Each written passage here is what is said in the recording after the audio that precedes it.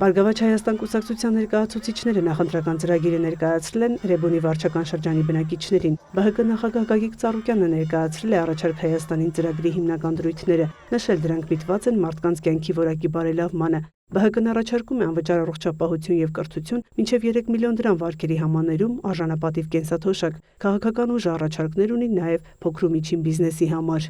Ցանկացած երկրում 60-70% բնակչության փոքր ու միջին բիզնեսով ազբաղում։ Նրանց հարկայինը մոտ պետք է չտա։ Մինչև 60-ից 80 միլիոն նրանց պետք է ոչ ստուգեն, ոչ հարկ տան, երբ խոշորանա թող հարկը տան։ Մարդը գոնե ամսական 6-ից 700,000 դրամ 800,000 պետք է իր գումարն առնի։ Ոչ թե գնան սարքեն, վերցնեն ապրանք տան, հետո մեն չխփեց 200,000։ Չի կարելի։ ԲՀԿ ղեկավարը չհիմնավորված անարդար է համարում Երևանում գույքահարկի բարձրացումը։ Կենսաթոշակառուները սոցիալապես անապահով եւ բազմազավակ ընտանիքներն ըստ նրա պետք է ազատվեն գույքահարկից։ Բարգավաճ Հայաստան կուսակցության նախագահը կարծում է, այն պետք է սահմանվի հաշվի առնելով քաղաքացիների իրական եկամուտը։ Երևանում գույքահարկը 100% ավելացնում։ Լավ, թոշակառուն, արվեստագետը, դոկտորա, պրոֆեսորա,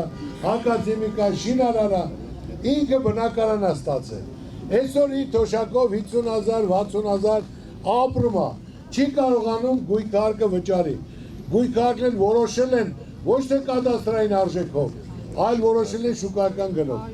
Արդարացի որոշում չի մարեղտի իր խորը ծերությունը, ասում են վաճառի գնա սահմանի վրա գյուղերում ապրի։ Սա վիրավորանք է մեր ժողովրդին։ Կարան օրենք ընդունեն 2020 թվականից, ովքեր Երևանում բնակարան են առել, խնդրեմ, թող այդ իրենց որոշած գույքահարկը վճարեն։ Որոշողը դուք եք, դուք պետք է որոշեք ձեր երեխաների ապագան։ Դիմելով էրեբունցիներին Գագիկ Ծառուկյանը կոչ է արել հունիսի 7-ին ձայն տալ համար 7-ին։ Խոսք եմ տալի ձեր առաջ, որ ինչ որ ասել է մի բան էլ անել է։ Կարևորը գործն է բնայուն, որ դուք միշտ հիշեք եւ ձեր օրինակի խոսք ասեք։ Այնպես որ